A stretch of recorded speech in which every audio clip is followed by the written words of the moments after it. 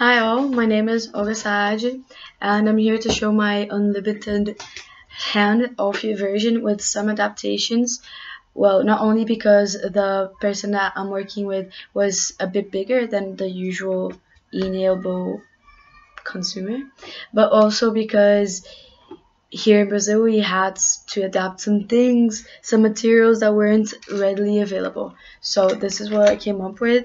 First of all, this bit here, I had to print it in two different parts and then glue them together. I'm actually working on a different type of forearm which just fits together, and then we can screw the parts in, so it's actually adaptable and it can be used by a same user through a longer period of time.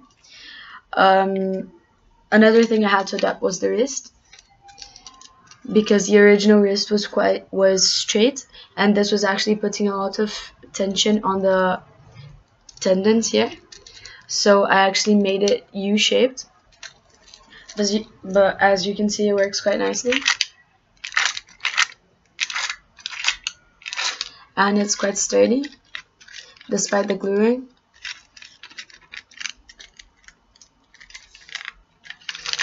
Also, I adapt this part of the gauntlet so that it would be easier to print. I'm actually working on a more complete model, let's say, because on my printer you either had to use the support or without. With the support, these holes here on another test that I made, these holes would be completely filled, obviously, and it was really hard to get them open. And without the support, which was this one, it basically was unusable, the bottom part.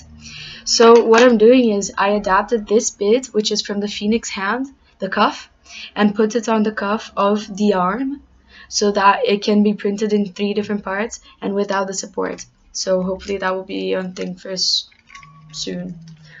What else? You can see it picks up things quite nicely. This is the way the angle should be used, so yeah. So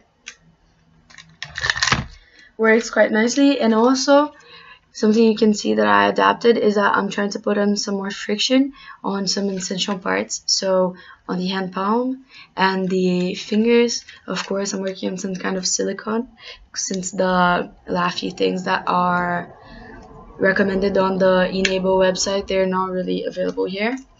So yeah, I think that's basically it. What else? Type of printer. The type of printer that I used was a cleaver, a small model, so that's why I had to do some modifications, but I think it worked quite well. But some of the other challenges that we faced, despite beyond the size thing, was the angle. So you can see that there's some roughness on the fingers, even though they look quite good. Bend quite well, pop right back.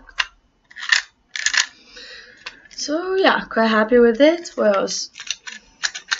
See, quite sturdy, and it has some wrist motion, which I think is pretty nice too, because it's a lot more natural to move like that.